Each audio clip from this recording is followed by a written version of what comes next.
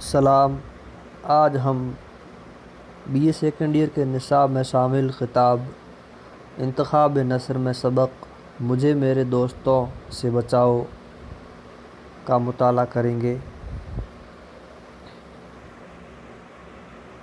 دروازہ پر پھر دستک، کیا ہے؟ اچھا، دریافت کرنے کے لیے اپنے تئیں خطرے میں ڈالنے سے بھی خوف نہیں کھاتے، ضرور اس طرح متوجہ ہوں گے اور اپنی کاوشوں اور کوششوں سے موجودہ دروازے پر پھر کھٹکھٹایا گیا۔ ہاں حضور، سرکار آپ کا انتظار کر رہے ہیں، کھانا ٹھنڈا ہوا جاتا ہے۔ اوفو، مجھے خیال نہیں رہا، سرکار سے عرض کرنا میرا انتظار نہ کریں، میں پھر کھا لوں گا، اس وقت مجھے بھوک نہیں۔ اور آئندہ نسلوں کو زیر بار احسان کریں گے۔ یہی نوجوان ہیں جو قوم کی کشتی کو خدا کی مدد پر بھروسہ کر کے خطرات سے بچاتے اور ساحل مراد تک پہنچاتے ہیں۔ زندگی اور موت کا لائق المثل۔ دستک، کیا ہے؟ سرکار کہتے ہیں اگر آپ تھوڑی دیر میں کھائیں گے تو ہم بھی اسی وقت کھائیں گے، مگر کھانا ٹھنڈا ہو کے بالکل خراب ہو جائے گا۔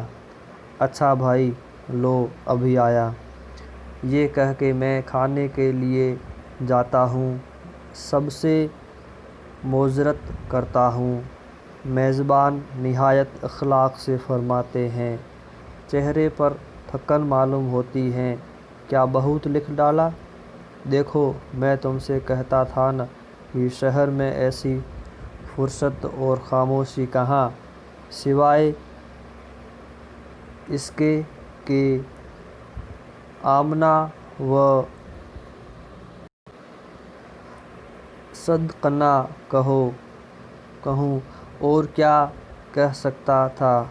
اب کھانے پر اصرار ہوتا ہے، جس چیز سے مجھے رغبت نہیں وہی کھلائی جاتی ہے۔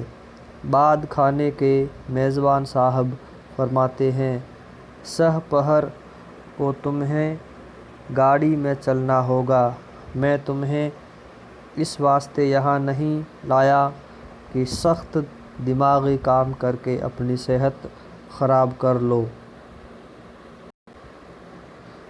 واپس کمرے میں آ کر میں تھوڑی دیر اس غرض سے لیٹتا ہوں کہ خیالات جمع کر لوں اور پھر لکھنا شروع کر دوں، مگر اب کہاں، مضمون اٹھا کر دیکھتا ہوں، زندگی اور موت کا لائق المثل۔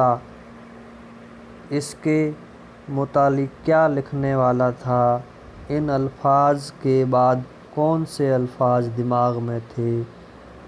اب کچھ خیال نہیں کہ اس کو پہلے فقروں میں کیوں کر ربط پیدا کرنا تھا۔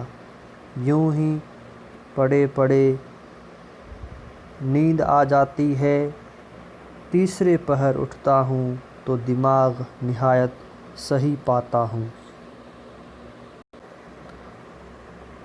زندگی اور موت کا لائق المثل بالکل حل ہو جاتا ہے، پورا فقرہ آئینے کی طرح صاف نظر آتا ہے۔ میں خوشی خوشی اٹھ کر میز پر گیا اور لکھنا چاہتا تھا کہ وہی دستک۔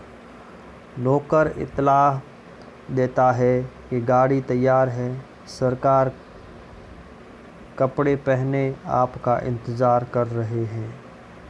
میں فوراً نیچے جاتا ہوں تو پہلا فقرہ جو میزبان صاحب کہتے ہیں، یہ ہوتا ہے۔ آج دستے کے دستے لکھ ڈالے، مگر میں سچی بات کہوں کہ کچھ بھی نہیں لکھا۔ وہ ہنس کے جواب دیتے ہیں کہ آخر اس قدر کثر نفسی کی کیا ضرورت ہے؟ خدا کے واسطے جھوٹی نہ کھائیے قسمیں، مجھے یقین ہوا مجھ کو اعتبار آیا۔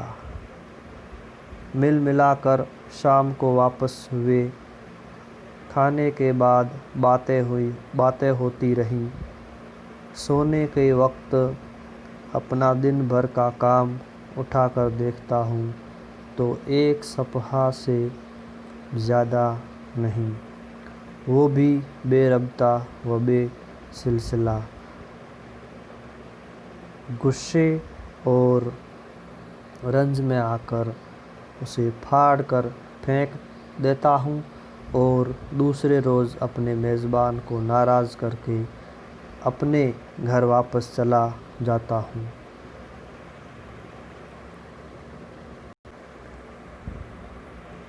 میں ناشکر اور احسان فراموش کہاں جاؤں گا، مگر میں مجبور ہوں اس عزیز اور مہربان دوست کو بھی چھوڑ دوں گا۔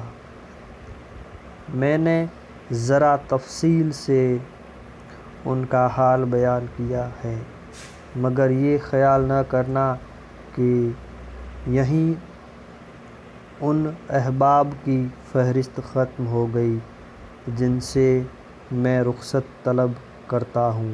نہیں، ابھی بہت سے باقی ہیں۔ مثلاً ایک صاحب ہیں جو مجھ سے کبھی نہیں ملے، مگر جب آتے ہیں میں ان کا مطلب سمجھ جاتا ہوں۔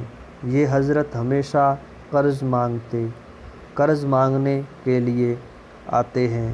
ایک صاحب ہیں جو ہمیشہ ایسے وقت آتے ہیں جب میں باہر جانے والا ہوتا ہوں۔